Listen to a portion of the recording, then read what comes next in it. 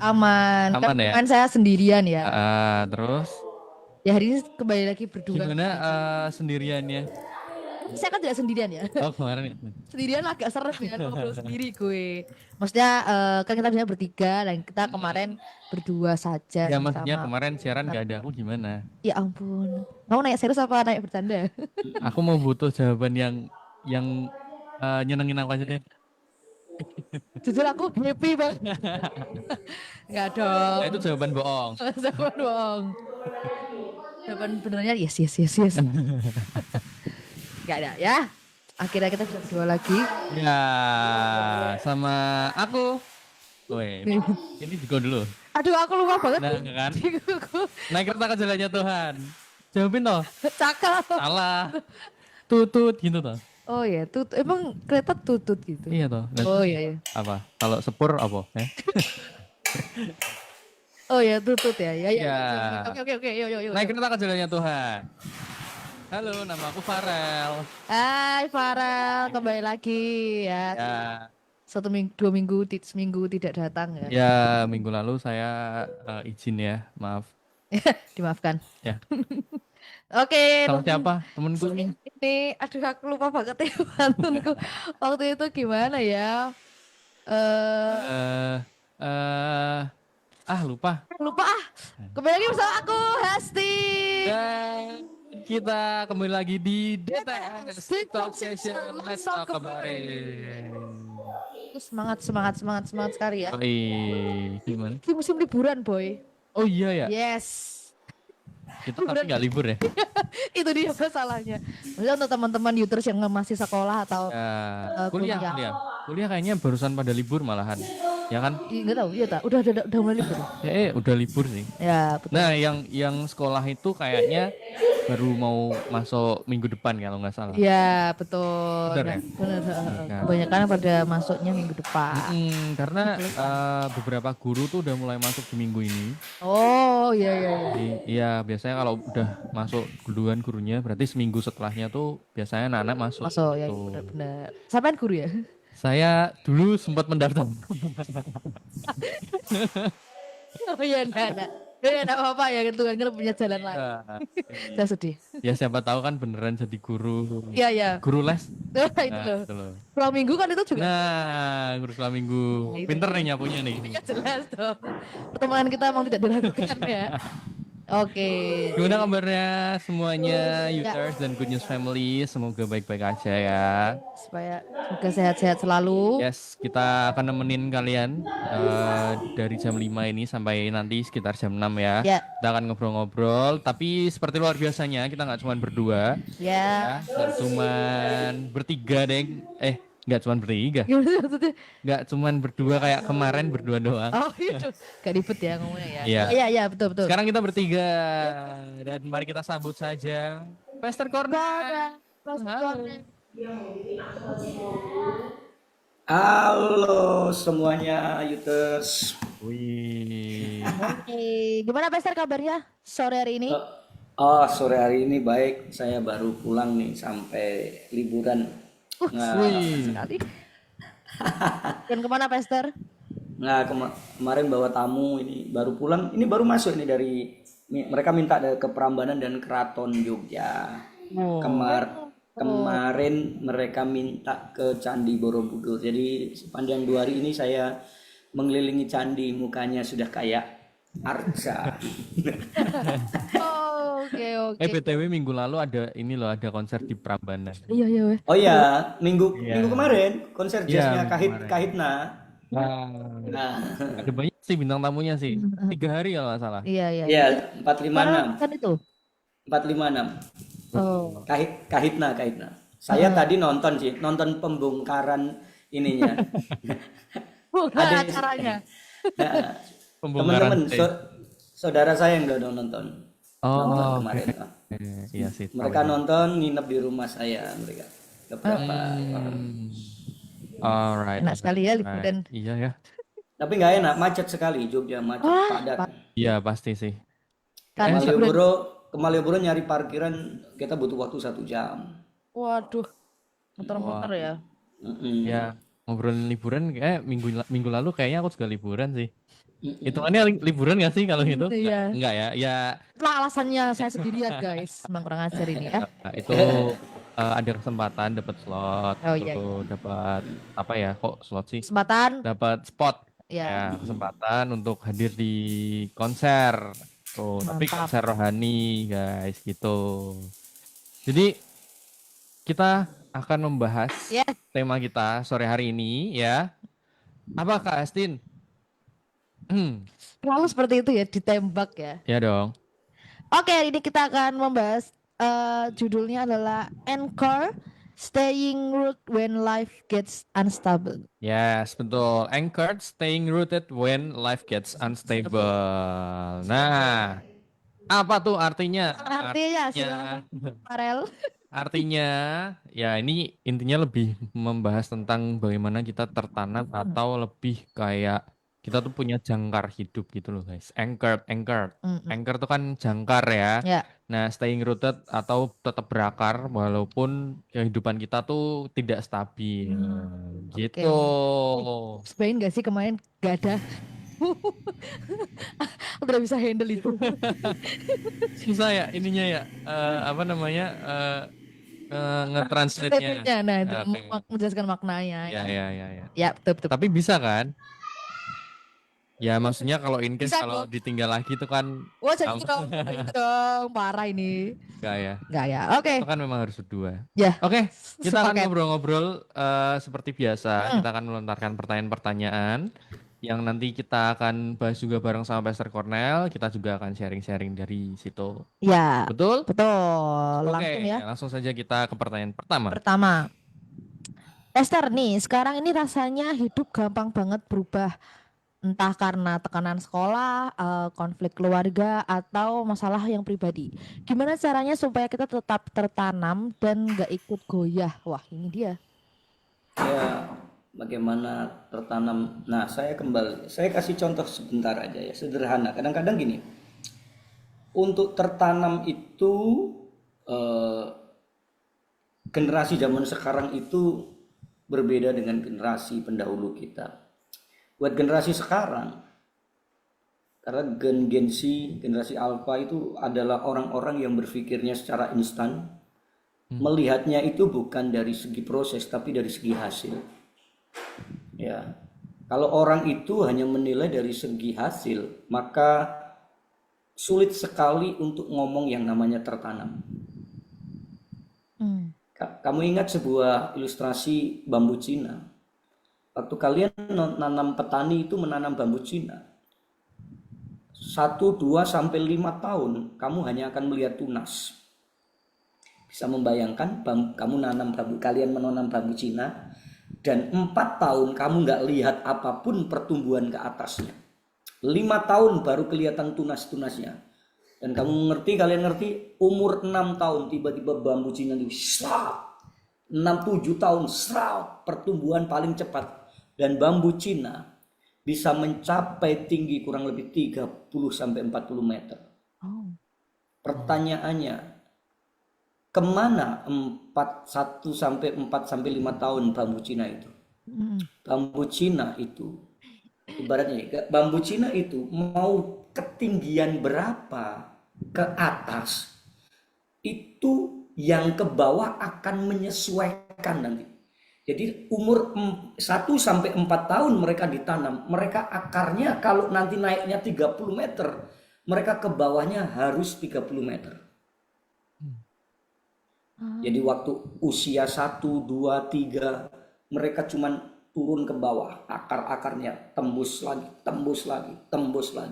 Maka lihat waktu bambu Cina kena angin puting beliung, bambu Cina itu hanya cuman bisa nyanyi, putar ke kiri, ya kan?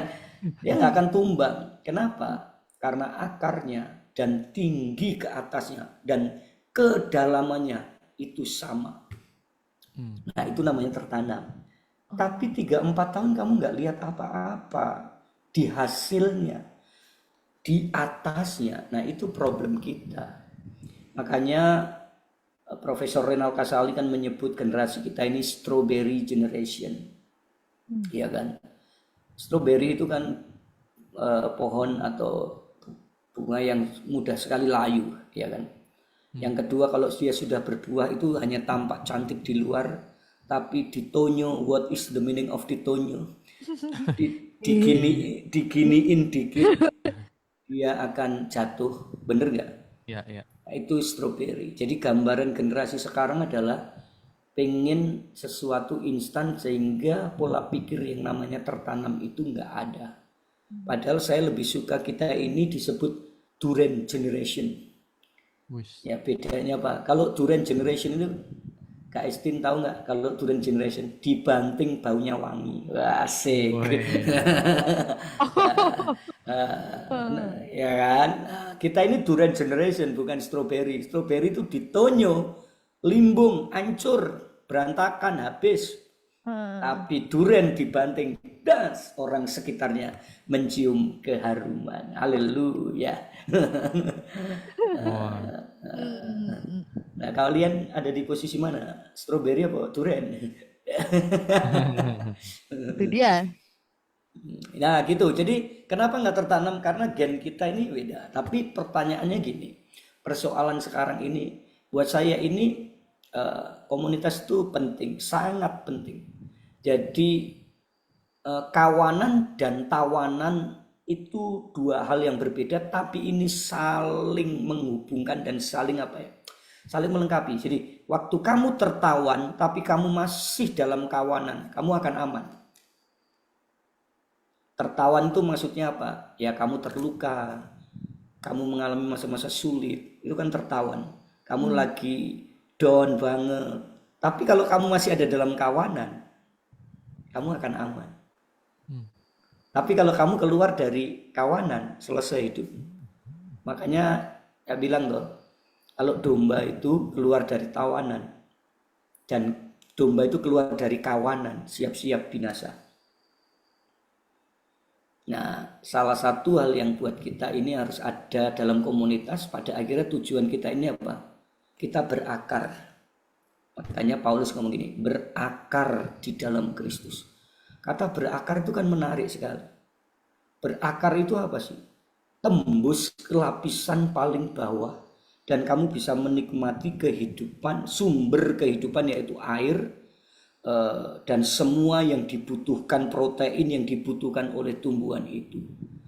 Kita nggak usah pusing dengan pertumbuhan ke atas. Kita harus pusing dengan yang namanya tertanam ke bawah. Karena automatically ketika kamu tertanam ke bawah, pertumbuhan itu urusannya Tuhan. Makanya Paulus bilang ini, aku menanam, kamu menyiram pertumbuhan milik Tuhan. Kita begitu pusingnya dengan pertumbuhan. Contoh ya, kamu punya komsel 6 orang tuh. Kamu pusingnya tahun besok bisa nggak jadi 20. Nah, kalau kenyataannya nggak bisa jadi 20. Tapi kamu punya 6 orang ini qualified, dihantam badai nyantai aja. Buat aku lebih better dong, ya kan? Nah, ukuranmu apa? Ukuranmu apa? Nah, itu ya yang paling penting. 20 kalau semuanya kena badai, hilang, selesai, Pak. Makanya Tuhan ngasih perumpamaan cuma 2 hal aja. Ya kan, membangun di atas dasar pasir atau membangun di atas dasar batu.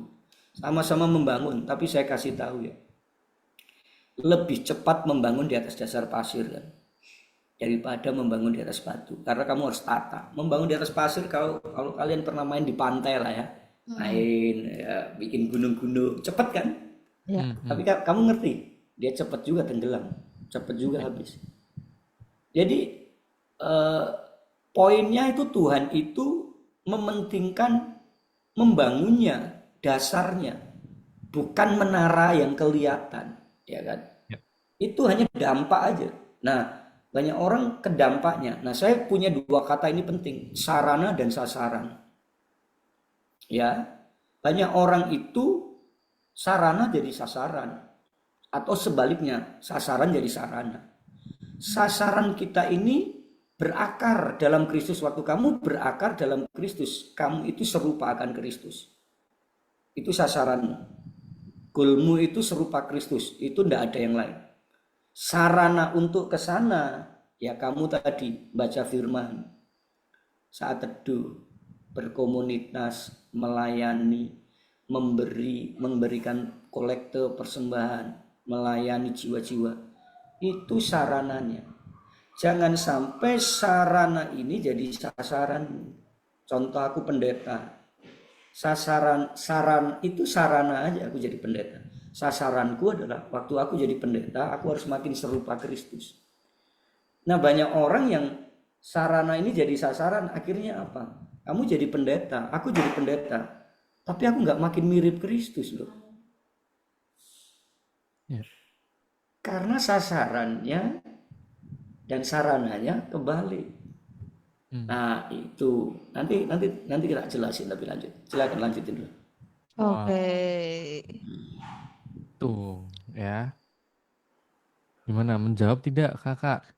Menjawab ya, Mantap ya. lumayan lah. Nah, Kita itu. bisa jadi tahu nih.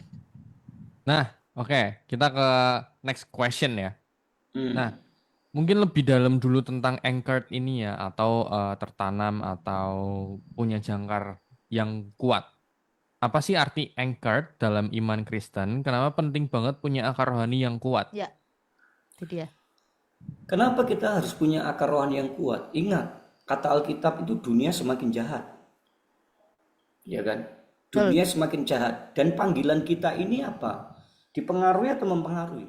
Mempengaruhi.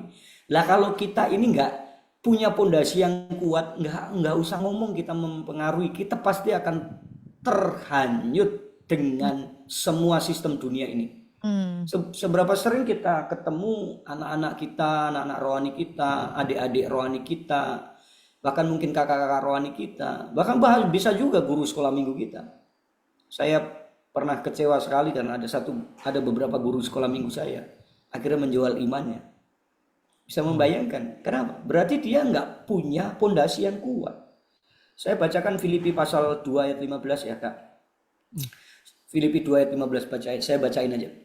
Supaya kamu tiada beraib dan tiada bernoda sebagai anak-anak Allah yang tidak bercela di tengah-tengah generasi atau angkatan yang bengkok hatinya dan sesat ini, sehingga panggilan kita kamu bercahaya seperti mereka, seperti apa? Bintang-bintang di dunia, ya. Nah, kamu bisa berakar, bisa jadi berkat, ya kan? Kamu bisa jadi bintang-bintang. Kalau kamu nggak melekat sama bintang utamanya, nggak bisa, men. Ya. Ya, saya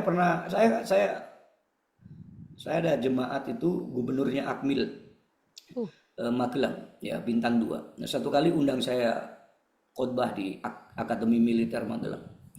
Nah, saya jalan dan selalu beliau Pak Arnold itu Jenderal bintang 2-nya itu di samping saya.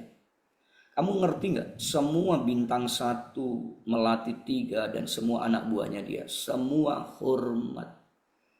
Pertanyaannya, hormati Cornelius atau hormati Pak Arnold? Yang ini gubernurnya. Nah, pasti gubernurnya dong. Kalau gubernurnya nggak ada, mereka kenal saya dari mana gitu kan. Nah, tapi saya termasuk orang yang dihormati nggak di situ pada akhirnya. Betul. Itu saya nempel gubernur Akmil, baru ngomong manusia. Gimana kita bisa bercahaya? Kalau kita nempelnya bukan pada sumber cahayanya, yaitu Kristus yang berkata begini, akulah terang dunia. Dan kita dikasih label dan nama yang sama, kamulah terang dunia. Kamu adalah terang dunia. Waktu Tuhan ngomong akulah terang dunia, dia sedang ngomong gini, kamu juga punya identitas yang sama dengan aku. Wow. Jadi waktu kita nggak punya identitas yang jelas, percayalah. Nah, kita bagaimana punya identitas yang jelas, yaitu tadi melekat seperti Yohanes pasal 15. Yesus pokok dan kitalah caranya, tinggallah di dalamnya. Kata tinggallah itu artinya gini, tinggallah terus menerus tinggal. Nah, kalau kamu hidup seperti ada di terminal, itu namanya nggak terus menerus tinggal. Karena terminal itu hanya rumah singgah, tempat singgah sementara. Orang yang tinggal sementara di sana tidak akan pernah mengenal lingkungan secara garis besarnya. Tapi waktu kamu tinggal terus menerus, nah ini poinnya. Jadi gimana kalau kita mau jadi berkat tidak melekat pada sumbernya? Nggak akan bisa. Jadi karena itu tertanam itu jawaban pertama. Makanya waktu saya dikasih tema ini menarik. Karena apa? Banyak orang sudah pelayanan tapi nggak mau tertanam. Maunya pelayanan aja. Wow. Di kota-kota besar hanya pengen pelayanan. Pelayanan itu jadikan job. Pada akhirnya tidak pernah tertanam ke gereja lokal juga. Itu punya masalah besar. Kenapa? Orang yang nggak mau tertanam itu orang yang nggak mau didewasakan. Karena waktu kamu tertanam, besi menajamkan besi, manusia menajamkan sesama. Ya. Farel Hestin pasti pernah punya konflik, punya gesekan, karena selalu dekat. Mungkin dengan saya enggak. Karena apa? Saya jauh. Nah, kalau dalam komunitas gitu, kamu digesek satu sama lain itu, buat saya, persoalannya bukan gesekannya, responmu terhadap gesekan. Kalau kamu orang dewasa, kamu akan ngomong gini, oh iya, Hestin juga punya kekurangan, aku harus terima dia. Karena aku juga punya kekurangan. Iya. Oh, Farel juga iya kok. Dengan semua kelebihan yang dia miliki, Farel juga punya kekurangan. Jadi ketika kamu menyadari bahwa dalam dirimu juga penuh dengan kekurangan, kamu bisa menerima orang lain yang juga punya kekurangan. Kekurangan kita mungkin beda, tapi percayalah, kita sama-sama punya kekurangan. Iya. Nah itu, jadi nggak bisa. Poinnya adalah waktu kamu mau jadi berkat, tertanam itu panggilannya. Waktu kamu melekat, kamu dirasakan. Waktu itu kan perumpamaan tentang pokok anggur itu, kamu akan dirasakan oleh semua orang. Iya. Begitu. Wow. Ah, Untung kita di kota-kota kecil ya. Hmm. Soalnya tadi yang dibilang kota-kota besar yang ini apa pelayanan tuh cuma jadi pelayanan aja, pelayanan nggak aja. mau tertanam. Nah, itu Kalau ya. Semarang kota kecil, Magelang desa kecil. Nah, itu lebih lagi berarti kan aman gitu. Semakin Nah, itu maksudnya. Hmm. Itu. Karena saya pernah ada di kota besar, Kak Farel. Nah, Saya pernah ada di kota Surabaya, saya sering pelayanan di kota Jakarta, artinya kan saya sedikit banyak memahami. weh, ada pengalaman ya berarti ya Pastor, Ya, memahami. memahami, menyaksikan langsung. tapi bener sih, relate banget sama ya itu ya ngobrolin tentang pelayanan, tentang jadi berkat. Kalau kamu nggak tertanam sih Susah. memang susah sih gitu loh. Ya dari mana kamu benar-benar bisa tahu kamu tuh jadi berkat buat orang, dan dari mana kamu bisa tahu buahmu ini ada atau kamu menghasilkan buah itu dari mana kalau kamu nggak tertanam Iya, betul. gitu loh. Buahmu dari mana coba orang kamu aja nggak tertanam. Ya betul.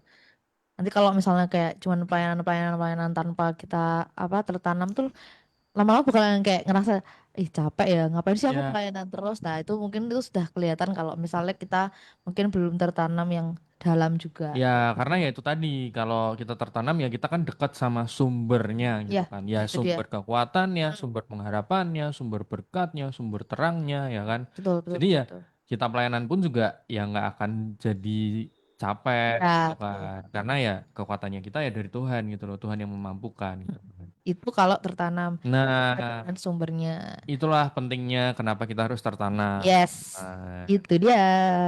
next question. Next question. Next question. Apa yang biasanya bikin anak muda ini kehilangan pijakan dalam hidup? Dan gimana caranya bisa sadar kalau kita sedang mulai hanyut nih, lagi pelan-pelan terbawa arus gitu.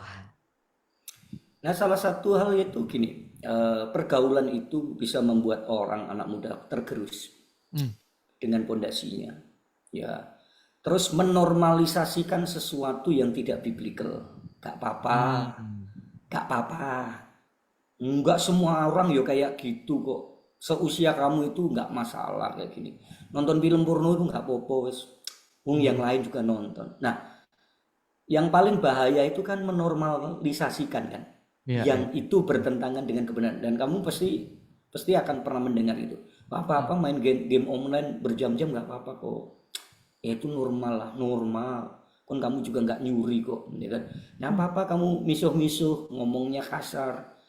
Ya kamu setelah ini minta ampun sama Tuhan juga selesai gitu kan. Jadi yang membuat itu yang pertama pergaulan. ya pergaulanmu. Ya makanya pergaulan yang buruk akan merusak kebiasaan yang Baik. baik. Makanya tunjukkan siapa sahabatmu, Farel. Aku akan tahu siapa kamu. Iya. Aku nggak perlu gali siapa kamu, Hestin dan Farel. Kamu kirim aja sahabatmu. Oh, sahabatnya Hestin Farel. Ya, semua modeling ngono kuwi, semua doa gitu. Karena nggak mungkin dong ini loh, pendiam ketemu orang yang sangat cerewet. Ya, betul. Misalnya ya Hestin cerewet banget. Misalnya ya, ini misal. Kalau ini Memang fakta ya. memang apa Pastor? Nyata Ya kan? nyata. Kamu nggak mungkin kan punya sahabat tuh pendiam yang kayak patung Gajah Mada yang kalau kamu ngomong terus dan dia nggak ada feedbacknya sebenarnya nggak pernah nyaman kamu. Apa? Iya kan? Sama kamu misalnya seorang worshiper, kamu nggak akan pernah suka kumpul sama gossiper. Iya kan? Karena kamu hobinya suka menyembah Tuhan, yang satu suka gosipin temen, ya nggak masuk men, ya kan?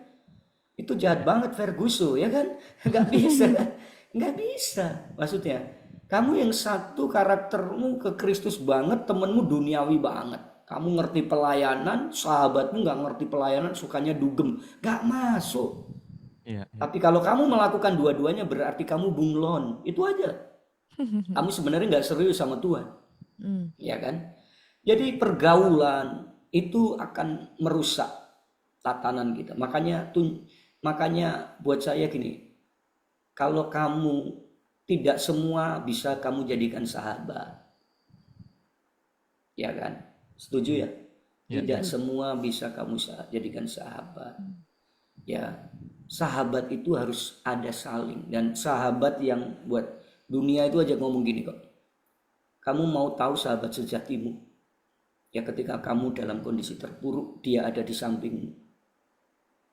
Nasihat saya selalu sama anak-anak muda. Waktu kamu terpuruk, dia selalu ada di sampingmu. Waktu kamu sukses, jangan pernah lupain dia. Karena waktu kamu sukses, itu yang 10 tahun gak pernah hubungi kamu pun kamu akan ditelepon. Ya. Farel gimana? Katanya dapat bonus ya. Kabarmu baik kok. Nah ya itu 10 tahun gak pernah kontak. Saya ingat waktu nonton satu acara podcast ya, si Agam yang di Agam Rinjani, tahu ya Agam Rinjani? Ya heboh di dunia maya karena mayatnya orang berhasil yang dia angkat dari kedalaman 600 meter itu ya, yang dia dapat donasi 1,5 miliar. Dia cerita begini, ditanya salah satu host terkenal di Indonesia, Deddy Corbuzier, Agam, kamu sekarang kaya ya, 1,5 M. Oh, uangnya belum sampai om, uangnya masih di Brasil. Ada nggak? Jadi Deddy Corbuzier kalau nggak salah sama Richard Lee ya, ada nggak? Temenmu yang sudah 10 tahun nggak pernah menghubungi kamu, oh itu banyak sekali. Artinya itu bukan sahabat, ngerti ya? Jadi itu ya pergaulan itu kita akan punya. Ya, yang kedua apa yang kita konsumsi yang akan menggerus iman kita. Kamu mengonsumsi apa? Ya kan? Yang kamu konsumsi adalah hal duniawi terus, ya itu akan menggerus. Lama kelamaan kamu akan tergerus. Contoh keimananmu nggak pernah ditopang dengan tadi berkomunitas, tidak pernah ditopang dari saat teduhmu. Kamu akan tergerus. Karena dunia itu kata Alkitab hari-hari ini semakin jahat. Ya. Jadi bukan saja kamu itu punya komunitas yang baik, pergaulan yang baik, tapi kamu itu punya komitmen yang baik tadi, ya kan? Jadi buat saya yang sering menggerus kita itu ya itu tadi, menormalisasikan dan kita mengimani apa yang dunia tawarkan itu. Oh iya nggak apa-apa ya, nggak masalah ya. Udah pelayanan tapi hidup kayak gini nggak apa-apa kok. Ya temanku juga malah sudah pengkhotbah malah sama juga sih. Kita nonton film porno bareng, aku kan cuman kolektan, berarti nggak apa-apa. Nah itu kan menormalkan. Nah itu yang saya maksud, itu yang mampu menggerus ya. Dan gerusan itu nggak langsung tercabut ya, pelan-pelan. Kayak pesawat itu kalau sudah kehilangan kendali, dia itu menceng aja berapa derajat, dia tidak akan turun di bandara yang dituju. Padahal itu hanya beberapa derajat. Tapi beberapa derajat ini dikalkulasi dengan jarak yang semakin jauh, maka yang terjadi dia akan kehilangan arah yang tujuan yang sebenarnya. Yang sering menghilangkan destiny kita itu kompromi, Mas. Wow. Ya, destiny kita ini hilang karena kita kompromi. Gak apa-apa. Kita muter-muter. Makanya ya, bangsa Israel itu nggak sampai tanah Kanaan karena selalu kompromi. Nah itu bukan hanya kompromi, pada akhirnya orang yang suka kompromi itu bersungut-sungut, ngeluh. Ya, itu anak-anaknya kompromi tadi. Ya, jadi itu ya, pergaulanmu kamu harus seleksi lagi dengan siapa kamu bergaul. Karena kalau ngomong sama orang yang keimanannya nggak sungguh-sungguh, kita punya masalah. Begitu. Wah, pentingnya komunitas ya. Betul. Ya, balik lagi sih ke ya anak-anak muda nih memang harus butuh namanya komunitas, apalagi komunitas yang baik gitu loh. Iya, betul. Yang bisa mengarahkan kita untuk benar-benar takut akan Tuhan, ngerti tentang firman Tuhan gitu kan. Ngerti doang aja tuh nggak cukup, Wah, itu kan loh. ngelakuin gitu loh. Dan kamu ngerti nggak waktu Alkitab ngomong? Waktu Yudas itu terpuruk, Petrus juga terpuruk. Bedanya cuma satu. Yudas keluar dari komunitas, Petrus masih tetap ada dalam komunitas. Yudas melarikan diri, pada akhirnya gantung diri, Petrus dipulihkan dan akhirnya menjadi pemimpin yang hebat. This point pada posisi minus semua mereka. Yudas merasa bersalah jual Yesus, Petrus juga merasa bersalah mengkhianati Yesus.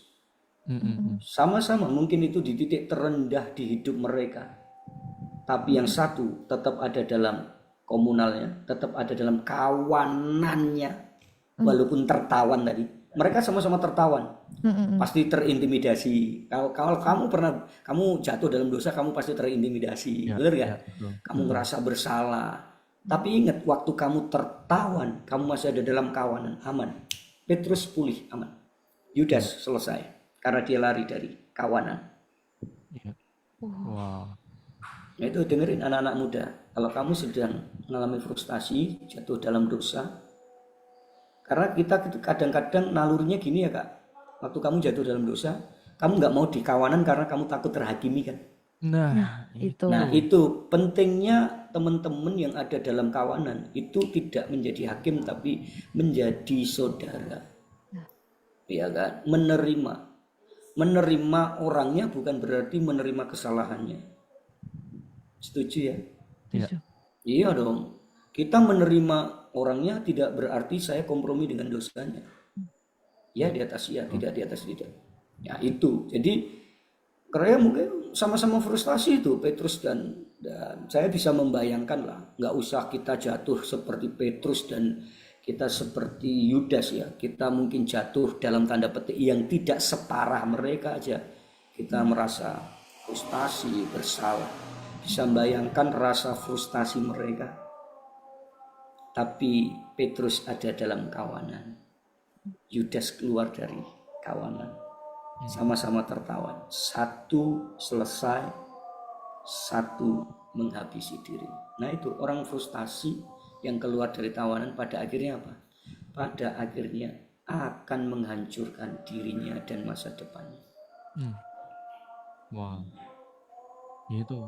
Ngobrolin tentang komunitas tuh sebenarnya nggak cuman jadi pembahasan hari-hari ini doang gitu. Dari dulu, dari zaman Tuhan Yesus ya kan, itu udah diajarin untuk punya komunitas yang benar gitu loh. Ya itu kan penting ya. Nah, Komunitas itu memang sangat berpengaruh untuk kehidupan kita sehari-harinya juga. ya respon hatinya itu juga gini loh, kalau tadi kan dibahas kan kita jadi saudara bukan jadi hakim kan. Kalau kita punya saudara kita disakiti atau merasa sakit, kita kan pasti juga ngerasain kan. Nah karena kita sama-sama ngerasain, pasti kan kita mau cari obatnya bareng-bareng. Nah itu kita heal bareng-bareng gitu loh. Jadi bukan jadi seorang hakim akhirnya gitu loh. Jadi temen yang benar-benar bisa, oh aku ngerasain nih sakitmu gimana, aku ngerasain nih perasaanmu gimana gitu kan. Jadi yuk kita coba bareng-bareng yuk buat cari jalan keluarnya, cari obatnya, Ya. kita bisa pulih gitu. Gitu. Belajar dari Tuhan Yesus waktu Petrus begitu mengkhianati dia. Yohanes pasal 21. Yesus itu menanyakan kalimat yang keren. Peter, do you love me? Coba bayangin kalau Yesusnya itu kita. Petrus datang ke kita, apa yang kita lakukan, Farel? Kok kamu kurang ajar sekali ya. Saya ini udah invest tentang hidupmu, memuridkan kamu, nolong kamu. Bahkan mertuamu sakit tak doain sembuh, betul nggak? Iya. Ya, ini Kapernaum kan mertua Petrus yang sakit kan? Iya. Bisa bayangin nggak? Karena itu dalam komunitas poinnya satu, Kak. Jangan pernah merasa berjasa. Wow. Waktu kamu merasa berjasa, ada temenmu yang tidak berterima kasih sama kamu akan ungkit terus. Kamu kalau melakukan seperti Kolose 3 ayat 23, lakukanlah seperti engkau melakukan untuk Kristus, selesai. Kristus melakukan segala sesuatu tidak nunggu pujian. Yesus kalau melakukan mujizat nggak ngomong gini, kemuliaan bagi rata ya Bapak, atau kemuliaan bagi dua, enggak. Yesus kembalikan lagi ke Bapaknya. Yesus selalu kembalikan ke Bapaknya. Ya. Jadi buat saya, buat kita ya, dalam komunitas jangan pernah merasa berjasa. Karena waktu orang tidak mbamba kamsia selesai hidupmu, kamu akan menjadi orang paling marah. Iya sih. Kadang emang kita yang create monster kita sendiri sih, dengan kita yang berekspektasi kayak gitu. Bener-bener sih. Kita akan merasa sangat amat tersakiti. Bener-bener. Iya, Dan minggu kemarin kenapa? kita ngobrolin itu loh. Oh, iya. Ngobrolin soal kompromi dan kemarin kan sama Pastor Albert ya bilang kalau kemuliaan itu bagi dia bukan bagi dua. Wah. Nah itu. Itu. Nah itu. Sekarang Memang kita ngomong bagi rata. Bagi rata ya. bagi rata. Nah itu, kamu kalau marah dengan kondisi kepada orang yang pernah kamu tolong, berarti kamu ada agenda tersembunyi dalam hidupmu. Iya. Wow. Wow. Merinding. Karena aku pernah ngalami titik itu, Kak Farel, Kak Esther. Iya. Aku di Magelang itu punya namanya rumah generasi. Aku pernah ngasuh 20 anak dari berbagai luar kota. Tinggal sama saya, makan sama saya. Pokoknya tinggal satu rumah. Kuliah, sekolah, tak antar, tak jemput. Pada akhirnya beberapa anak nyakiti saya dan saya begitu marah, kecewa. Dan Tuhan ngomong gini, siapa yang nyuruh kamu lakukan itu? Kan kamu sendiri yang mau. Itu kamu sendiri menjadi marah ketika mereka tidak seperti apa yang kamu pingin. Itu bukan untuk aku, tapi itu bicara soal kamu. Bukan bicara soal Tuhan, tapi bicara soal kamu, Bornal. Dan waktu bicara soal kamu, aku nggak pingin kamu babak belur. Makanya mereka nggak semua akan menyenangkan hidup. Mereka ada yang mengecewakan kamu. Dan pada akhirnya ketika respon buruk, artinya kamu ada hidden agenda dalam hidup. Kenapa saya punya hidden agenda? Ketika saya khotbah di luar kota, ketika saya khotbah di, wah puji Tuhan Bapak Ibu, sekalipun gereja kami kecil, saya bukan pendeta yang terkenal di kota, tapi saya mengasuh banyak anak. Wah, orang kasih tepuk tangan buat saya, kasih aplaus buat saya. Tuhan bilang gini, kurang ajar kamu ya. Artinya kamu harus ngerti loh. Kita ini punya Allah yang pencemburu. Kata Alkitab, aku ini Allah pencemburu. Setiap kamu membuat Babel dalam hidupmu. Nah, Babel kita ini lain-lain loh Pak. Jangan ngomong, ini Babelku itu rumah generasi. Sampai hari ini pada akhirnya Tuhan ngomong gini, tahun ini kamu gak boleh lagi tampung uang. Selesai itu. Kamu harus selesai dengan hidupmu dan hatimu dan motivasi dan agendamu. Dan aku gak terima siswa sama sekali. Aku gak terima anak-anak. Beberapa anak udah lulus, tinggal satu orang sekarang. Tapi itu perjalanan yang saya diajari Tuhan. Itu tadi, kamu jangan pernah merasa berjasa dalam komunitas. Jangan pernah. Ini komsel kalau nggak ada aku nggak jalan. Nggak punya pola pikir. Ini anak si A ini kalau nggak ada aku nggak akan jadi orang. Ya boleh kayak gitu. Ini dulu kalau nggak tak bimbing di remaja, mana bisa dia ngerti pelayanan. Nggak boleh. Kalau kalau kamu nggak mau pun, tak kasih tahu ya, Tuhan bisa pakai orang lain kok.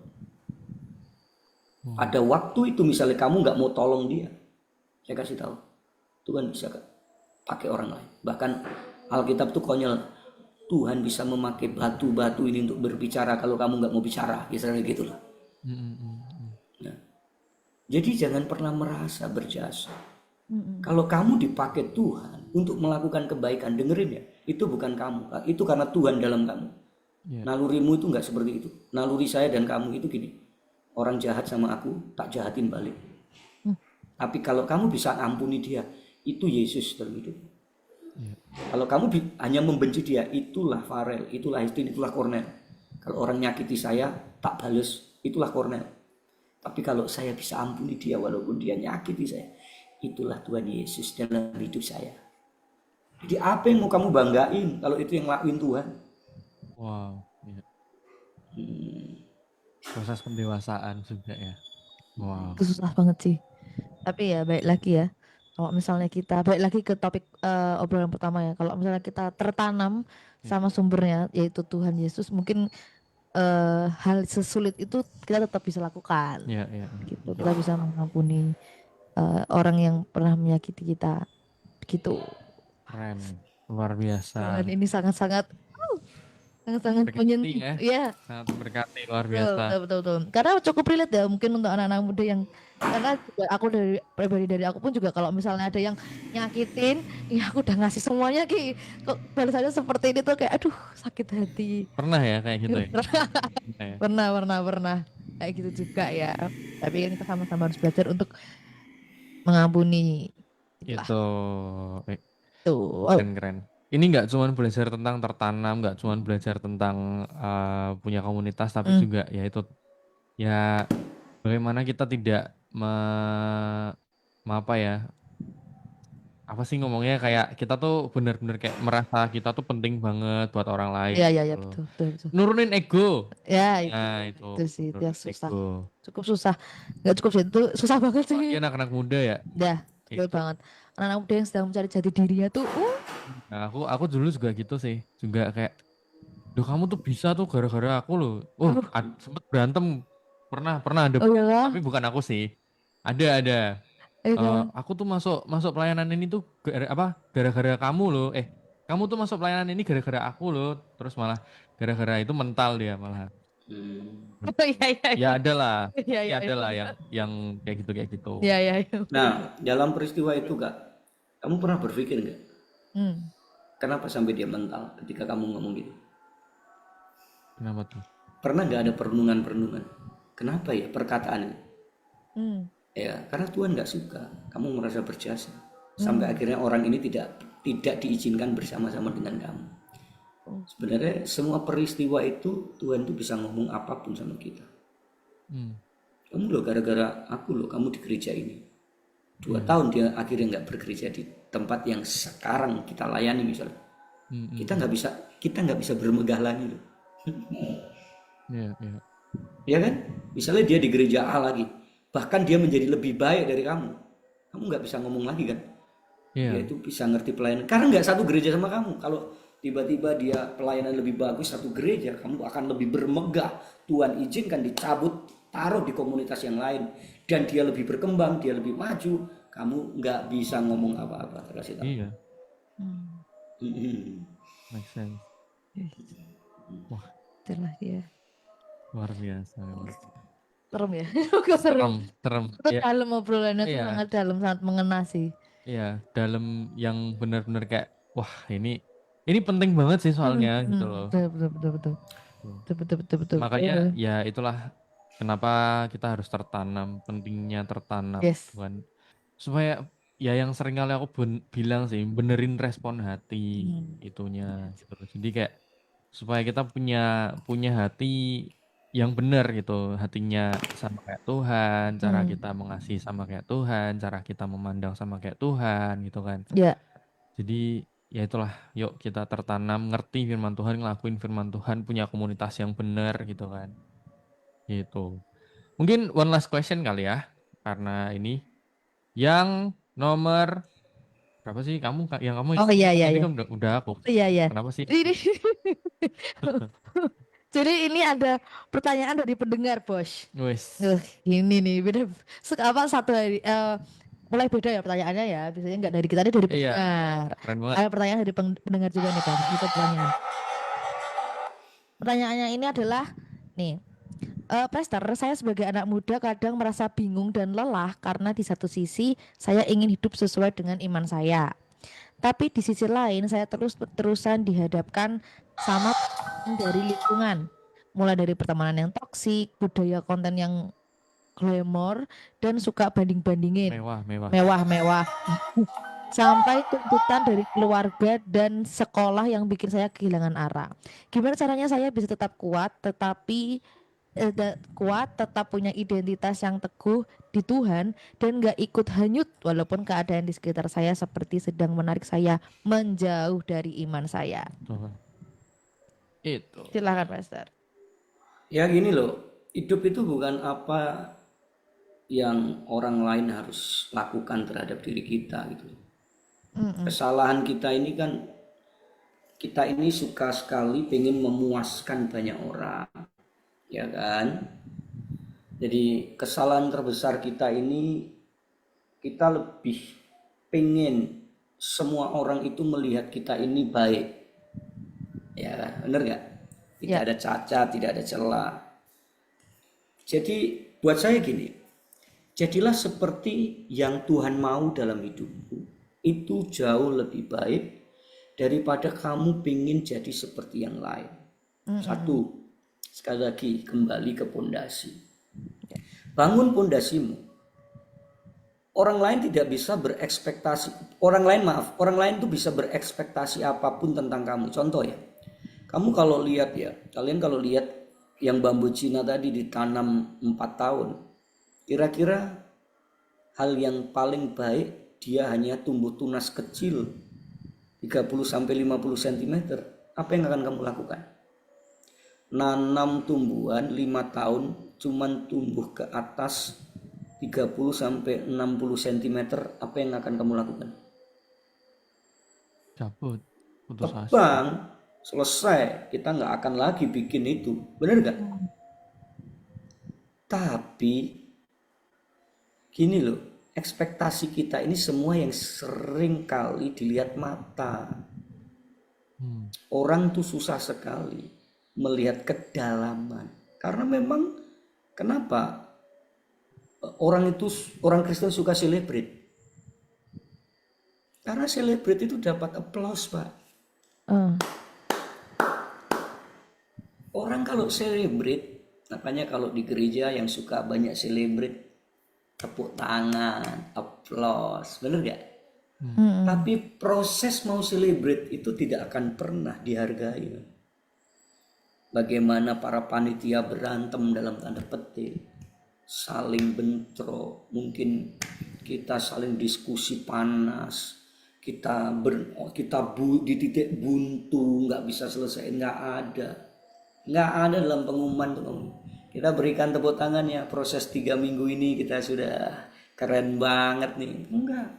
Semua orang akan melihat mata bagaimana dekornya bagus, make upnya keren, performnya luar biasa. Kamu kalau ke gereja, ada nggak yang kasih applause buat tim kebersihan dan tata kursi gereja? Nggak ada.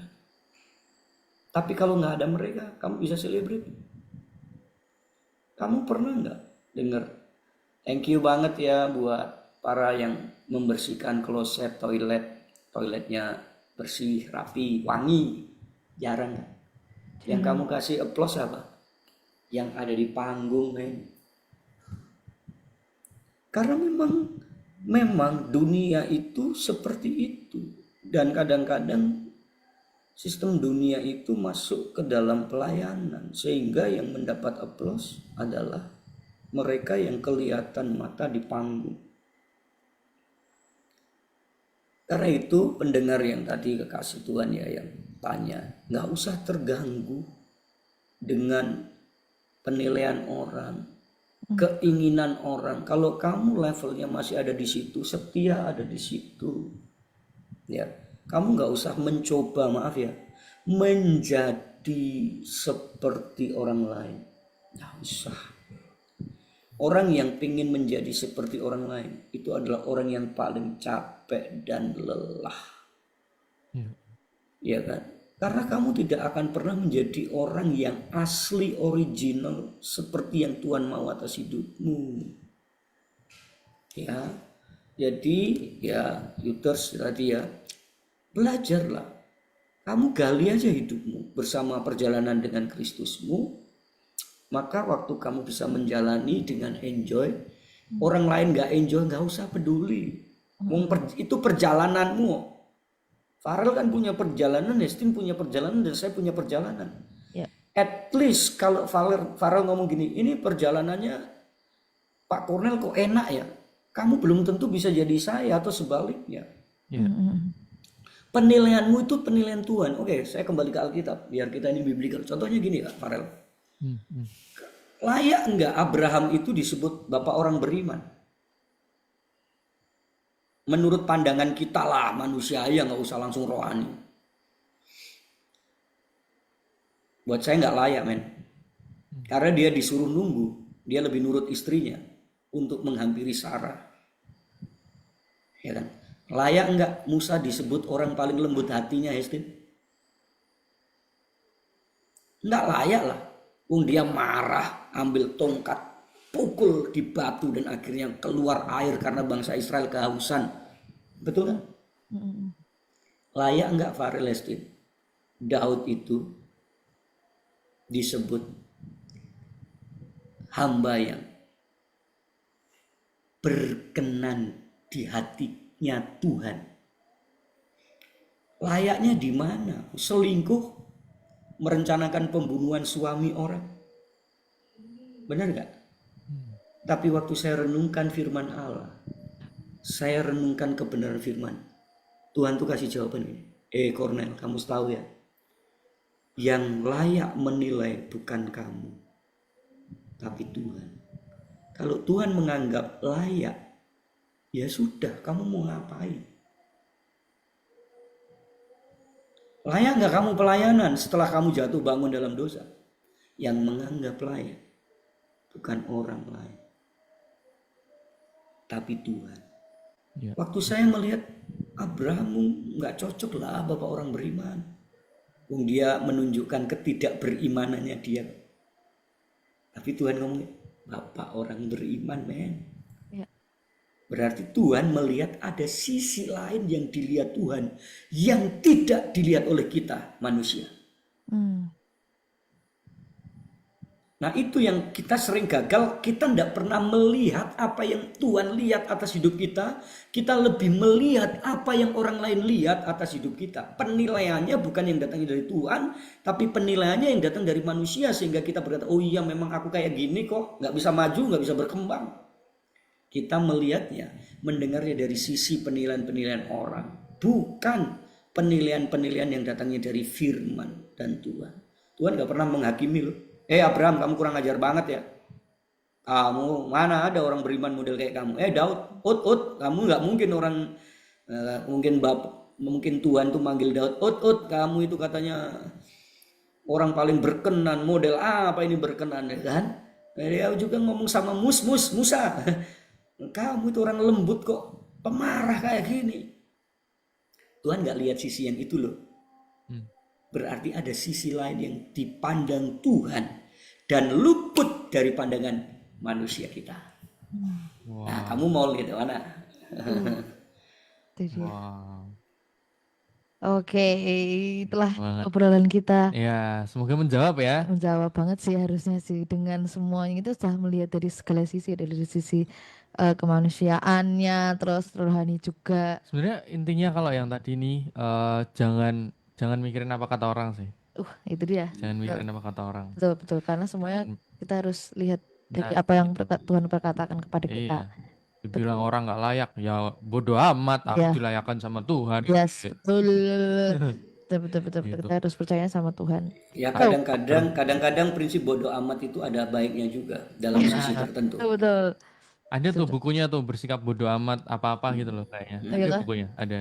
Oke. Seni untuk bersikap bodoh amat atau gimana atau apa gitu, aku lupa. Iya, makanya amat aja bodoh kan, apalagi kita harus bodoh amat ya. Oke. Terima kasih Thank Mas. you. Obrolan dari ini sangat amat luar biasa.